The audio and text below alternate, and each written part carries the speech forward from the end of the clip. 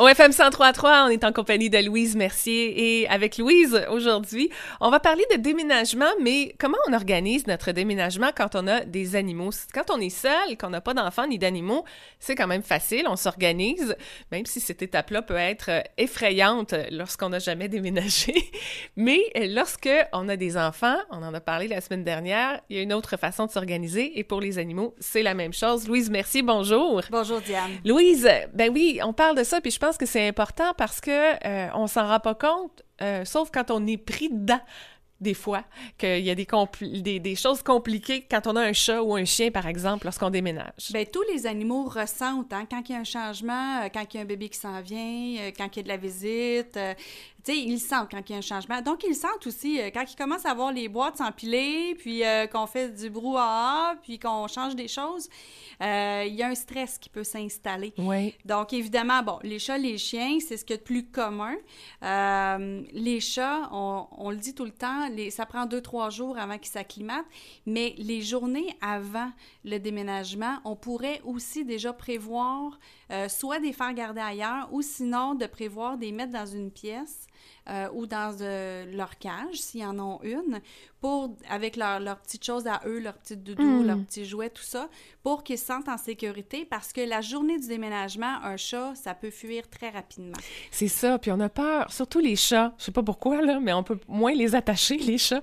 On a surtout peur de les perdre, les chats. Tout à fait. Puis ce qui arrive, c'est que les chats ont tendance à se sauver et à ne pas vouloir se laisser attraper dehors.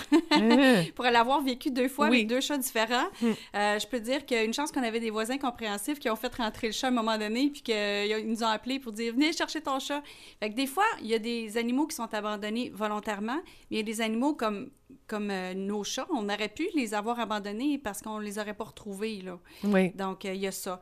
Pour ce qui est des chiens, c'est possible d'aller prendre une marche dans le nouveau quartier. Mais oui. Comme ça, il va commencer à sentir l'endroit, puis tout ça, puis à se sentir à l'aise. Donc, la journée du déménagement, quand il arrive dans le nouveau quartier, bien, c'est déjà du connu.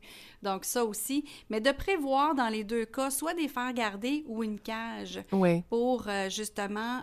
Pour la journée proprement dite du déménagement. Exactement. Pas les avoir dans nos jambes. Bien, pas les avoir dans nos jambes, mais aussi, surtout les chiens, de garder quand même la même routine de quand ils sortent le matin, de leur nourriture, puis de quand ils sortent le soir. Puis de bien faire attention aussi à voir si jamais ils font des dégâts, là. On les ramasse tout de suite, puis on les chicane pas, c'est normal. C'est leur nervosité, c'est leur stress qui sortent comme ça. Maintenant, justement, quand on est en train de faire toutes ces boîtes-là dans la maison, est-ce qu'on laisse leur coin intact jusqu'à la dernière minute? Oui, tout à fait. Oui, on laisse leur coin intact. Ou avant que ça soit trop chambardé, de leur faire un nouveau coin. Tu sais, puis là, c'est déjà dans la même maison. Donc, à ce moment-là, ils vont bien s'adapter. Pour ce qui est des oiseaux, ils disent de les déménager à la toute fin. Comme ça, ils sont dans leur environnement pendant tout le temps du déménagement, le temps qu'on rentre, qu'on sort. Fait qu'ils vivent un stress à un endroit. Puis après ça, une fois que là-bas, toutes les boîtes et au nouvel endroit, que tout est rentré, là, on rentre l'oiseau.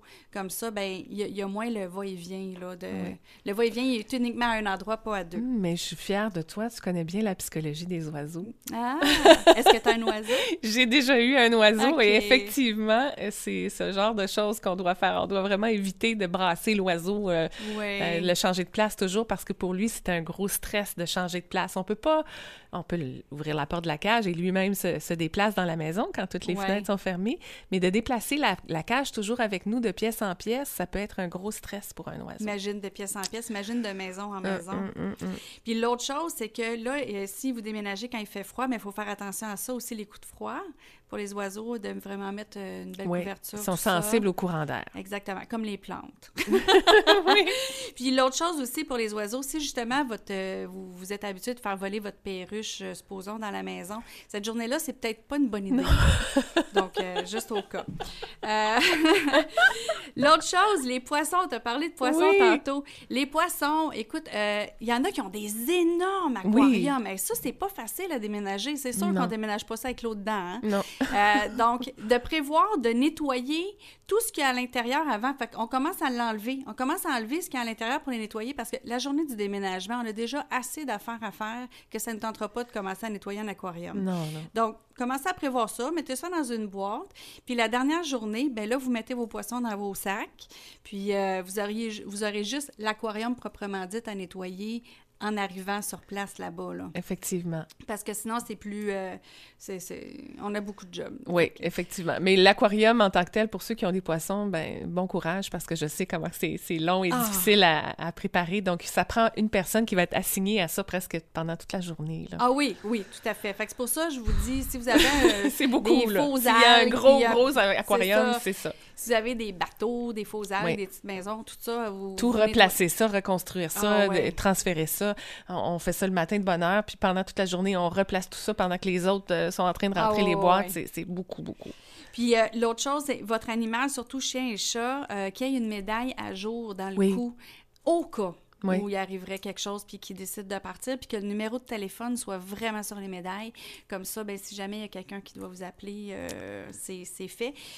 Sur la médaille de mon chien, moi, c'est mon numéro de cellulaire. Oui. Donc, à ce moment-là, au moins, il peut me ça, rejoindre, peu importe je comprends pas pourquoi il y a des gens qui mettent pas de médaille dans le cou de leurs animaux encore aujourd'hui. Je comprends pas ça. Oui, c'est ça. Même si c'est pas le numéro du vétérinaire, au moins que ce soit votre numéro de cellulaire. Oui, qu'on le retrouve. Il y a beaucoup de place qu'on peut en faire. Là, oui. Donc, voilà. Puis, réservez votre place pour un chenil ou chez le vétérinaire si jamais vous voulez le faire garder. Oui. Parce que ça se remplit quand même assez vite. Bon, super. Ben, merci beaucoup, Louise, d'avoir été là aujourd'hui. Merci, Diane. On se retrouve la semaine prochaine. Oui. Et on parle de quelque chose de super intéressant la semaine prochaine aussi, hein? On parle de quelque chose de très intéressant. On parle des frais qu'on peut mettre dans notre impôt pour le déménagement. Donc, ceux qui n'ont pas fait encore le rapport d'impôt et qui déménagent, bien, on parle de ça la semaine prochaine. Ça nous intéresse. Merci beaucoup. Bonne semaine. La radio allumée. FM